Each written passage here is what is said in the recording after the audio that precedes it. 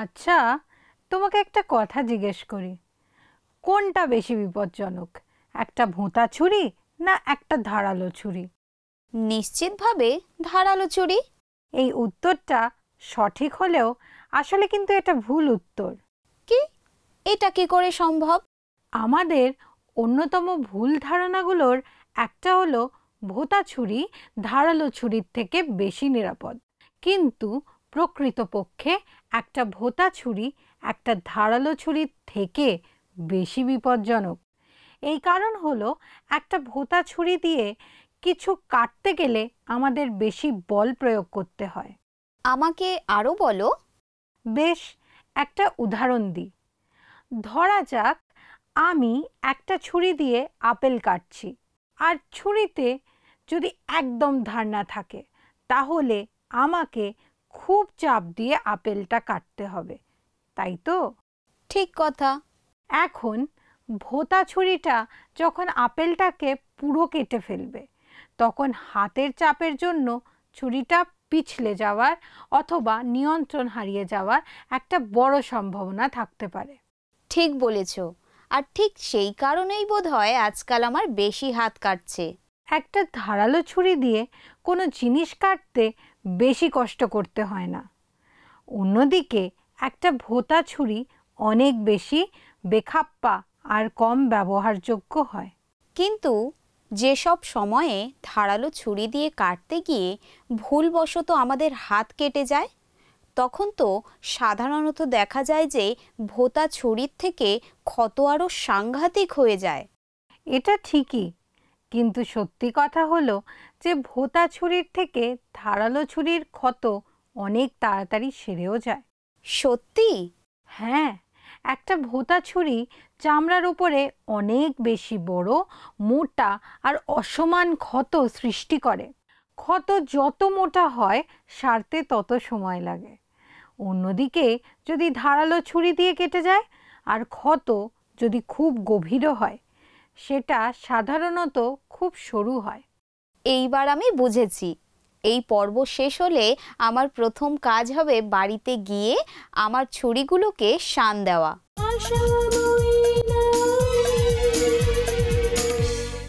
সবাইকে নমস্কার।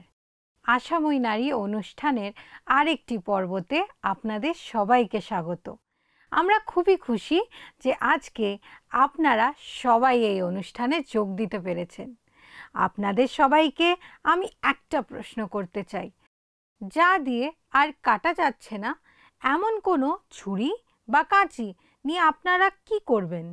আমি হয় ওগুলোকে শান দেব, নয়তো এমন জায়গায় সরিয়ে রাখবো যাতে কেউ ব্যবহার করতে না পারে। দুটোই খুব ভালো সমাধান। আমরা এই শান দেওয়ার বিষয়টা লক্ষ্য করব, আর এই বিষয় বাইবেলের যে পথটি আমরা উদ্ধৃত করব সেটা হলো হিতোপদেশ ২৭ অধ্যায় ১৭ পদ। লৌহ লৌহকে সতেজ করে, তদ্রূপ মনুষ্য আপন মিত্রের মুখ সতেজ করে। পথটা বেশ সুন্দর, তাই না? এটি ব্যবহার করা যায় বন্ধুত্বের বিষয়, বিবাহ ও পারিবারিক সম্পর্কের বিষয়। এটা সলোমন রাজা লিখেছিলেন। স্তুতি, তুমি কি জানো একটা ধাতব ফলা যখন তৈরি হয় তখন সেটা অনেকবার শান দেওয়া হয়। তারপর সেটার ধারালো ভাব বজায় রাখতে সেটাকে আরও শক্ত ধাতুর উপরে ঘষা হয়। এইভাবে ফলার ধারালো ভাব বজায় না রাখলে সেটা ভোঁতা আর অকেজো হয়ে যায়। আমরা জানি রান্না করার জন্য একটা ভালো ছুরি থাকা কত দরকার, কিন্তু এই ছুরিগুলো কি দিয়ে তৈরি হয়? ছুরি বিভিন্ন বস্তু দিয়েই তৈরি হতে পারে, কিন্তু সবচেয়ে জনপ্রিয় ধাতু হলো লোহা। লোহার ছুরি শত শত বছর আগেও ছিল, আর এখনও বহু রাঁধুনি এগুলো ব্যবহার করেন। লোহার তৈরি ছুরি জনপ্রিয় হওয়ার অনেকগুলো কারণ আছে। প্রথমত, লোহা অত্যন্ত কঠিন একটা ধাতু, আর সেই জন্য অনেক ধকলও সহ্য করতে পারে, ফেটে বা ভেঙে যায় না। আর এই কোণগুলোর জন্য রান্নাঘরে ব্যবহার করার জন্য উপযুক্ত করে তুলেছে। লোহা অনেক বেশি টেকসইও বটে, অর্থাৎ এটা অন্য জিনিসের তৈরি ছুরি, যেমন স্টেনলেস স্টিলের থেকে অনেক বেশি দিন কাজে দেয়। সলোমনের সময়ে অনেক অস্ত্রশস্ত্র, অনেক বর্ম লোহা দিয়ে তৈরি হতো। এগুলো ইস্পাতের মতো ধাতুর অত্যন্ত আধুনিক সংস্করণ দিয়ে তৈরি হতো না। এগুলো কত শক্ত বা কত নরম হবে তার কোনো সামঞ্জস্য থাকতো না। একটি লোহার অস্ত্রকে আগে শান দেওয়া হতো, কোনো শক্ত বস্তুর উপরে ঘষে আরও মসৃণ করা হতো। তার গঠনে কোনো বিকৃতি থাকলে সেটা ঠিক করে নেওয়া হতো, যাতে সেটার কাটবার ক্ষমতা অক্ষত থাকে। যখন লোহাকে অন্য বস্তুর উপরে ঘষে শান দেওয়া হয়, তখন সেটা আরও ধারালো হয়ে ওঠে। যেমন একটা শক্ত লোহার টুকরো আরেকটা লোহার টুকরোকে ধারালো করে তোলে, তেমনি দুজন মানুষের মধ্যে সম্পর্ক একে অপরকে গঠন ও পরিবর্তন করে। একজন দৃঢ় বিশ্বাসীর সংস্পর্শে থাকলে অপরজন আরও পরিমার্জিত হয়ে ওঠে।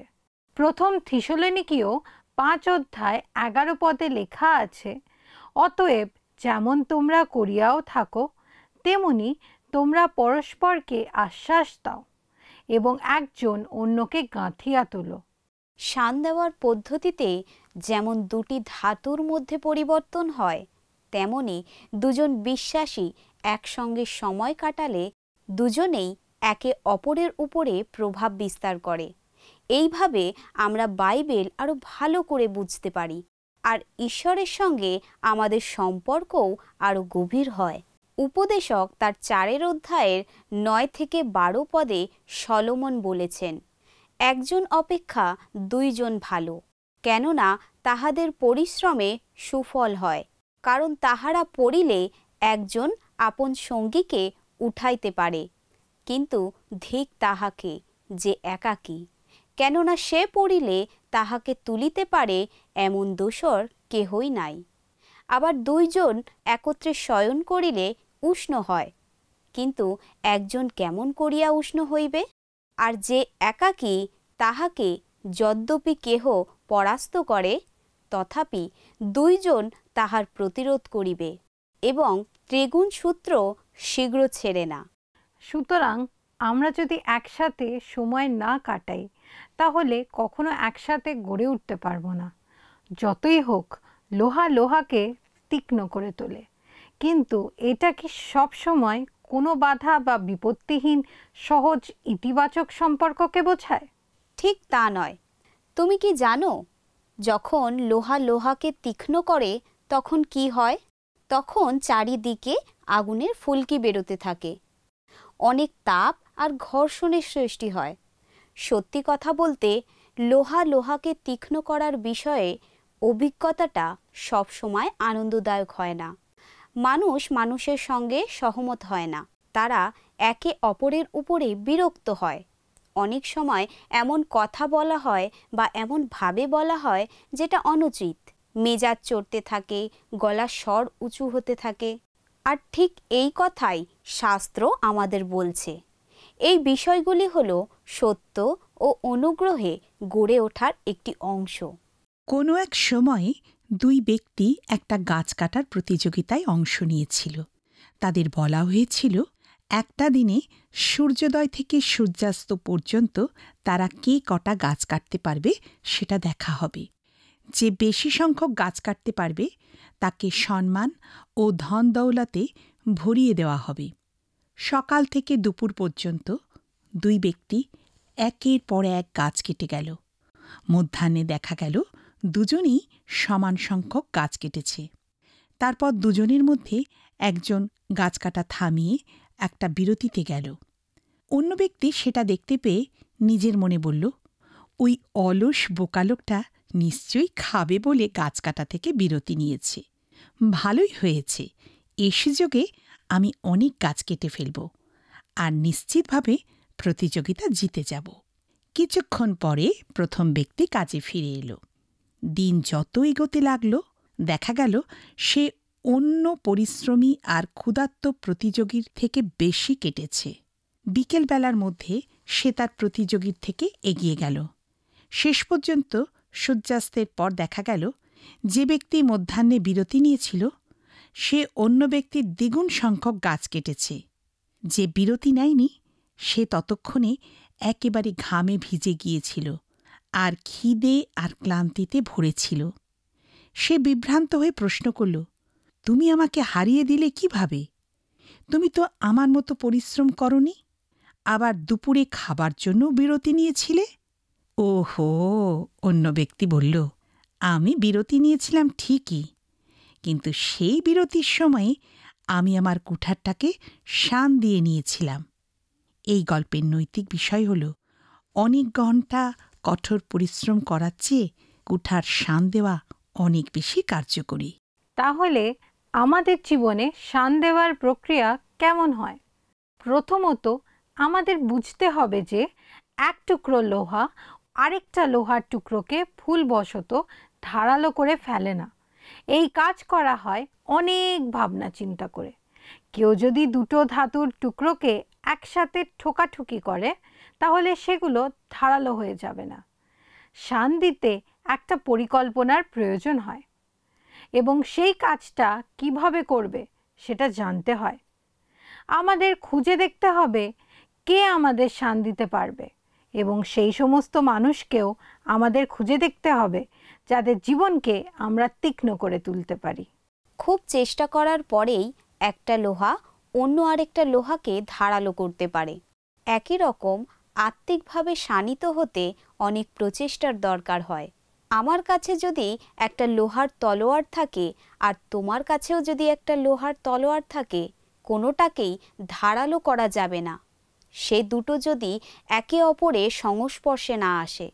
আমাদের ক্ষেত্রেও তেমনই হয়। আমরা সত্যি করে আরেকজনকে তীক্ষ্ণ করে তুলতে পারবো না যদি আমাদের মধ্যে সম্পর্ক না থাকে। বাইবেল অনুযায়ী এটা হলো সহভাগিতা। আমাদের একে অপরকে প্রয়োজন হয়। শানিত হওয়ার প্রক্রিয়া এটা আমাদের এবং অন্যদের জন্য অপরিহার্য বিষয়। তীত 2:3-5 পদগুলো মনে আছে? সেই রূপে প্রাচীন দিগকে বলো যেন তাহারা আচার ব্যবহারে ভয়শীলা হন, সুশিক্ষাদায়িনী হন। তাহারা যেন যুবতীদিগকে সংযত করিয়া তোলেন, যেন ইহারা পতিপ্রিয়া, সন্তানপ্রিয়া, সংযতা, সতী, গৃহকার্যে ব্যাপৃতা, সুশীলা ও আপন আপন স্বামীর বশীভূতা হয়। এইরূপে যেন ঈশ্বরের বাক্য নিন্দিত না হয়। হ্যাঁ, মনে আছে। এই পদগুলো আমাদের জন্য একটা সুস্পষ্ট বিবৃতি দেয়। বয়োজ্যেষ্ঠ মহিলারা যুবতীদের শিক্ষা ও প্রশিক্ষণ দেবেন যেন তাহারা খ্রিস্টীয় মহিলা রূপে জীবনযাপন করতে পারে। মহিলারা যেমন উত্তরাধিকার রেখে যান, এটাই হচ্ছে ঈশ্বরের ইচ্ছা। শাস্ত্রের আজকের অংশ বলে যে বয়োজ্যেষ্ঠ মহিলাদের জন্য ঈশ্বর একটা কাজ নির্ধারণ করেছেন, আর সেটা হলো যুবতীদের শিক্ষা দেওয়া। এটাই হচ্ছে ঈশ্বরের পরিকল্পনা। এক টুকরো লোহাকে শান দিতে গেলে ক্ষতির সম্ভাবনাও থাকে, সুতরাং সেই কাজ সঠিকভাবে করার প্রয়োজন হয়। আমরাও সঠিকভাবে প্রভাবিত করে একে অপরকে শানিত করে তুলি। 1 করিন্থীয় 15:33 পদে বলে, ভ্রান্ত হইও না, কুসংসর্গ শিষ্টাচার নষ্ট করে। এই কারণে বাইবেল আমাদের প্রত্যেককে বলে শিক্ষা দিতে, উৎসাহ দিতে, উদাহরণ দিতে, ব্যাখ্যা করতে এবং একে অপরকে প্রেম ও ভালো কাজের দিকে এগিয়ে নিয়ে যেতে। আমাদের এও আজ্ঞা দেওয়া হয়েছে যেন আমরা সতর্ক হই আমাদের কথাবার্তায়। আমরা যে উদাহরণ দিই তাতে আর কোন দিকে অন্যদের প্রভাবিত করি। আমাদের মধ্যে অনেক ধরনের মেন্টরদের পাওয়া যায়। তাদের প্রধান ভূমিকা হলো সংশোধন করা, উৎসাহ দেওয়া এবং প্রার্থনায় একে অপরকে তুলে ধরা। আমরা প্রত্যেকে এমন মানুষকে জানি যাদের আমরা শ্রদ্ধা করি। আমরা আজ যা হতে পেরেছি সেটা হতে তারা আমাদের সাহায্য করেছেন এবং এখনও করে চলছেন। তারা হয়তো আমাদের বাবা বা মা, দাদু বা ঠাকুমা, প্রশিক্ষক, লেখক, পালক বা অফিসের বসও হতে পারেন। তারা এমন কেউ হতে পারেন যার সঙ্গে এখনও আমার সাক্ষাৎ হয়নি। তারপর এমন কয়েকজন আছে যাদের সংস্পর্শে এসে আমার জীবন অনেক অভিজ্ঞতা লাভ করেছে। আমরা এই সমস্ত মানুষের সঙ্গে জীবনের বিভিন্ন ধাপ পার করে এসেছি, কলেজ, পেশা অথবা পরিবার ও কর্মজীবনে। তারা আমাদের সতীর্থ, আর আমরা তাদের কাছ থেকে পারস্পরিক আদান প্রদানের মাধ্যমে শিক্ষা লাভ করেছি। আপনাদের নিজেদের জীবনে সেই সমস্ত মানুষদের কথা কি এখনো মনে আছে? আমার ভালোভাবে মনে আছে।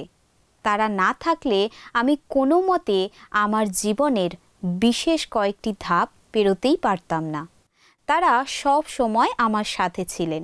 এরপরে আসেন আমাদের সবচেয়ে কম পছন্দের মানুষেরা। আমাদের জীবনে তারা যেন শিরীষ কাগজের মতন। তারা জ্ঞানে অজ্ঞানে আমাদের বিরক্তির কারণ হয়ে পড়েন। তারা আমাদের থেকে একেবারে অন্যভাবে জগৎকে দেখেন। তারা সব সময় আমাদের সমালোচনা করেন। কিন্তু আমরা যদি আচারনিষ্ঠ, খোলা মনের আর অরক্ষণশীল হতে পারি, তাহলে তারা আমাদের অনেক কিছু শেখাতে আর অনেকভাবে সাহায্য করতে পারেন। আমার জীবনে এমনই একজনের কথা আমার মনে হচ্ছে। তার সঙ্গে বসে কথা বলা বা প্রার্থনা করা আমার পক্ষে কঠিন বোধ হতো। তারপর একদিন আমি শুনতে পেলাম যিশু আমাকে বলছেন, তুমি যদি কেবল তোমার বন্ধুদের সঙ্গেই ভালো ব্যবহার করো, তাহলে অন্যদের থেকে তুমি আলাদা কিভাবে? বাহ, খুব ভালো বিষয়। আর তখন আমি নিজেকে এক ধাপ পিছিয়ে নিলাম আর ঈশ্বরের চোখ দিয়ে সেই মানুষটাকে দেখবার চেষ্টা করলাম। আর আমি দেখলাম যে ঈশ্বর তাকে ব্যবহার করছেন আমার জীবনের সমস্ত এবড়োখেবড়ো জায়গাগুলোকে মসৃণ করার জন্য। ঈশ্বর আমাকে ধৈর্যশীল, ক্ষমাশীল, নম্রতা, নির্ভরতা ও প্রেমে শিক্ষা দিচ্ছিলেন। আমাদের জীবনে যদি এমন শিরীষ কাগজ মানুষ থাকেন, তাহলে আমরা যেন তাদের এড়িয়ে না যাই। খ্রিস্টের দৃষ্টি দিয়ে তাদের দেখি আর তাদেরকে ঈশ্বরের হাতে থাকা যন্ত্ররূপে দেখি। আমাদের প্রার্থনা করা উচিত যেন তিনি তাদের ব্যবহার করেন আমাদের শান দেওয়ার জন্য আর আমাদের আরও নিখুঁত করে তোলার জন্য। ঠিক কথা। জানো, বেশিরভাগ সময় আমরা যখন একটা সম্পর্কে জড়িয়ে পড়ি, তখন আমরা নিজেদের সম্বন্ধে অনেক কিছু জানতে পারি। আমরা যাতে আরও ভালো হতে পারি, সেই জন্য ঈশ্বর আমাদের জীবনে অনেক ধরনের মানুষ নিয়ে আসেন। এটা কোনো তৃপ্তিকর পরিস্থিতি নয়, কিন্তু এমন একটা পরিস্থিতি যা আমাদের আরও জ্ঞানী, আরও শক্তিশালী, আরও সক্ষম করে তোলে। আমাদের দেখতে হবে যেন ঈশ্বর এই সমস্ত তীক্ষ্ণ পরিস্থিতি ব্যবহার করেন, যাতে আমরা তার মনের মতো নারী হয়ে উঠতে পারি। ভালো মেন্টররা এমন একটা স্থানের অন্বেষণ করেন যেখানে ভাবনা চিন্তার আদান প্রদান হতে পারে, ভুলগুলোকে শেখার সুযোগে পরিণত করা যায় আর যেখানে প্রশ্ন করা যায়। একটা লোহার অস্ত্র আরেকটিকে ছাড়া ধারালো হয়ে উঠতে পারে না, আর এটা তখনই সম্ভব হয় যখন তারা একে অপরের সংস্পর্শে আসে। তাদের আলাদা আলাদা রেখে দিলে তারা নিস্তেজ ও অকেজো হয়ে পড়ে। ঈশ্বর চান যেন আমরা অন্যান্য বিশ্বাসীদের সঙ্গে একসাথে বিশ্বাস করি এবং তাদের সেবা করি, এবং তার বাসনা এই যে আমরা যেন অন্যদের সঙ্গে একটি প্রেমময় এবং ক্রমবর্ধমান সম্পর্ক গড়ে তুলি। এই জন্যই আমাদের প্রত্যেকের জীবনে ক্রমবর্ধমান সম্পর্ক স্থাপন করা এত গুরুত্বপূর্ণ। এমন অনেক সময় হয় কোনো প্রাণের বন্ধুদের কাছ থেকে হলেও এই শান দেওয়া হয়ে ওঠে রুক্ষ, কঠিন বা বিচারমূলক। কিন্তু এই পরিস্থিতি নিশ্চিতভাবে আমাদের সাহায্য করে এটা জানতে যে এই মানুষেরা আমাদের কথা ভাবেন আর আমাদের উন্নতিতে সাহায্য করার জন্য তাদের সত্যিকারেরই আগ্রহ আছে। লোহাকে ধারালো করার জন্য কিছুটা দায়বদ্ধতার প্রয়োজন আছে। আমরা হয়তো বেশিরভাগই যখন দায়বদ্ধতা কথাটা শুনি তখন অস্থির বোধ করি। এই যে নিজেকে আরেকজনের কাছে সম্পূর্ণভাবে উন্মুক্ত, সৎ ও সমালোচনার যোগ্য করে তোলা, এটা আমাদের অনেকের কাছেই আকর্ষণীয় বলে মনে হয় না। নিজেদের গণ্ডির মধ্যে থাকতে আর অন্যদের জীবনে কঠিন বিষয়ে আর দুর্বলতায় নাক গলাতে আমাদের পক্ষে খুবই সহজ হয়ে পড়ে। আমরা অনেকেই দায়বদ্ধতা থেকে হওয়া গুরুত্বপূর্ণ আত্মিক বৃদ্ধি ও উন্নয়ন হাতছাড়া করে ফেলি। সাধারণত আমরা মনে করি যে দায়বদ্ধতা হলো আমাদের পাপকে অন্যর সঙ্গে ভাগ করে নেওয়া। এটা দায়বদ্ধতার একটা অংশ হতে পারে, কিন্তু এতে এছাড়াও অনেক কিছু আছে। দায়বদ্ধতার মধ্যে পড়ে বোঝা ভাগ করে নেওয়া, ঈশ্বরের কাজের সাক্ষ্য দেওয়া এবং প্রার্থনা।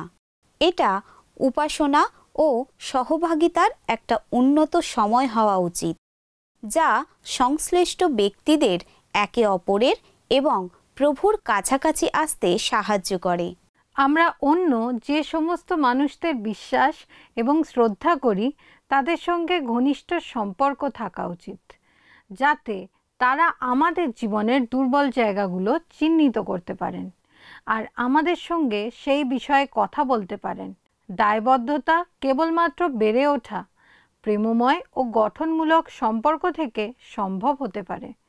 দুজন মানুষ কখনোই একরকম হতে পারে না, যার অর্থ হচ্ছে আমাদের সঙ্গে আমাদের দুজন বন্ধুর একই রকম সম্পর্ক থাকে না। এদের মধ্যে কোনো বন্ধুর উপরে আমরা নির্ভর করতে পারি এমন একটা কাজ দিয়ে যা হয়তো অন্য আরেক বন্ধু আমাদের শেষ করতে সাহায্য করেনি। আমাদের এমন কয়েকজন বন্ধু আছে যারা কখনো আমরা কি করছি কিংবা কি ভাবছি তার সমালোচনা করবে না। আমরা যদি সত্যি করে ভাগ্যবান হই তাহলে আমাদের কমপক্ষে একজন বন্ধু থাকবে যে আন্তরিকভাবে আমাদের যে সমালোচনার প্রয়োজন সেটা করবে, যেটা আমাদের সাহায্য করবে উন্নত হতে আর খ্রিস্টের সাথে চলতে। আমেরিকার উত্তর ক্যালিফোর্নিয়ায় বেড়ে ওঠা রেডউড গাছগুলি প্রায় 350 ফুট লম্বা হয়। কিন্তু এটাই যে আশ্চর্যজনক তা নয়। এর যে শিকড়গুলো সেগুলো প্রায় 6 থেকে 12 ফুট গভীর পর্যন্ত যায়, কিন্তু সেগুলো অনুভূমিক বা পাশাপাশি 50 থেকে 80 ফুট গাছটির দুই দিকে ছড়িয়ে যায়। এই দৈত্যাকার রেডউড গাছগুলো যে কারণে ঝড়ে পড়ে যায় না সেটি হলো এদের গাছের শিকড় অন্যান্য গাছের শিকড়ের সঙ্গে জড়িয়ে থাকে। আশেপাশের অন্য গাছের শিকড় আসলে ঝড়ে দুলতে থাকা রেডউড গাছকে সাহায্য করে। এইভাবে গাছের জঙ্গল ও আশেপাশের রেডউড গাছের শিকড় একে অপরকে সাহায্য করে। বিপদের সময়ে গাছগুলো অন্য গাছের উপরে ঝুঁকে থাকে। এটা সমাজের মাঝে শক্তির একটা সুন্দর চিত্র। অন্যদের সঙ্গে বন্ধুত্ব ও সহভাগিতার মাধ্যমে দায়িত্ববোধ আমাদের ঈশ্বরের আরও কাছে নিয়ে আসে। এই ভাগ করে নেওয়া এবং অন্যদেরকে সাথে নিয়ে প্রার্থনা করা আমাদের অনিবার্যভাবে শেখাবে আমাদের সমস্ত ভাবনার ভার যিশুর উপরে দিতে। একমাত্র যিনি অদম্য প্রেমে সম্পূর্ণভাবে আমাদের প্রেম করেন। ঈশ্বর অনুগ্রহ সহকারে আমাদের স্মরণ করিয়ে দেন যে তাকে ছাড়া আমরা কিছুই করিতে পারি না। আর এই অভিজ্ঞানের একটি মহান মাধ্যম হল তিনি আমাদের জীবনে যে ভাই এবং বোনেদেরকে দিয়েছেন।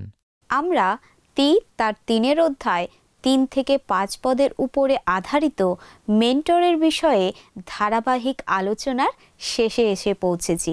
আমরা আশা করি আপনারা এই আলোচনায় আশীর্বাদ পেয়েছেন।